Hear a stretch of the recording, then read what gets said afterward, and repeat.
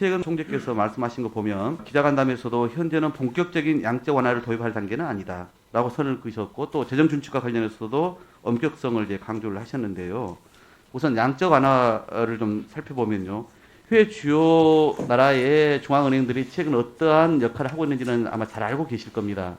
예를 들어서 준재정의 역할을 미국의 연준 같은 경우도 국채나 주택, 저당, 증권 무한대로 매입을 하고 있습니다. 유럽 중앙은행 같은 경우는 양적 완화 정책을 대단히 크게 강화하고 있고요.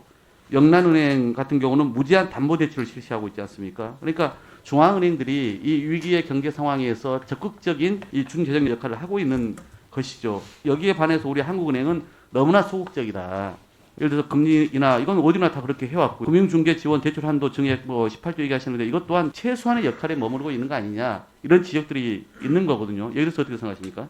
한국은행은 코로나19 터지고 나서는 저들이 할 수 있는 가장 적정한 범위 내에서 아주 적극적으로 했다고 생각합니다. 왜 외국처럼 본격적인 양적 완화는 하지 않느냐? 외국 같은 경우에는 개념이 제로금리까지 가서 회사채라든가 여러 가지 위험 채권도 사들이는 그런 상황을 감안했는데 저희들은 아직 그럴 상황, 그러니까 상황에 대한 차이가 있긴 합니다만 상황에 대한 진단뿐만 아니라 중앙은행의 이제 역할을 더 말씀드린 겁니다. 그런데 이미 이제 이런 위기 상황에서 보여주는 모습이 향후 중앙은행의 위상이나 비전과 연계되어 있다고 해서 말씀을 드려본 거고요. 재정 준칙에 대한 부분도 마찬가지예요. 총재께서 IMF가 제시한 단순성, 재정 총량 유연성을 언급하셨는데 기자 간담회 하신 그 전날 IMF가 이렇게 얘기를 합니다. 재정 준칙을 도입한 국가의 경우 이러한 경제 회복 조치를 제한할 수 있는 재정 준칙을 일시적으로 연기하는 방안이 적절하다. 그러면서 이제 다만 코로나 위기가 완화된 이후 중기적으로 기존 재정 준칙을 점진적으로 준수해야 된다. 이렇게 IMF도 얘기를 하고 있거든요.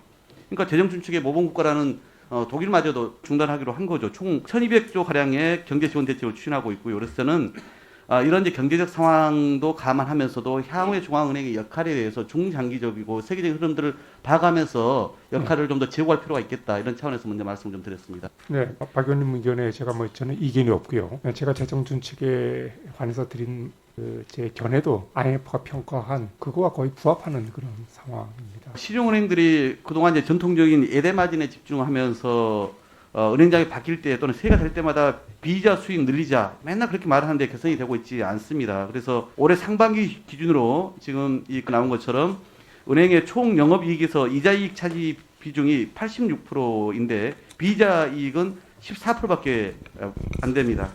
그러니까 뭐 HSBC나 BOA 이런 데 보면은 다 50%, 46% 이렇게 비이자 이익 부분이 차지하는데 우리나라의 경우는 너무나 차이가 많이 나는 겁니다. 그리고 디지털화가 진행되면서 핀테크, 빅테크 기업들이 편리한 서비스로 고객을 끌어당기고 있지 않습니까? 인터넷 전문은행 설립 가속화되고 있죠. 또 작년부터는 오픈뱅킹 도입되어 있는데 그래서 이제 시중은행의 전반적인 이 금융 수수료도 엄청 수입이 감소를 하고 있더라고요. 근데 이런 이제 상황에서 특히 오픈뱅킹 같은 경우는 시중은행에도 영향을 주지만 당장 지금 지급결제 제도를 운영하고 있는 한국은행에도 영향을 주지 않습니까?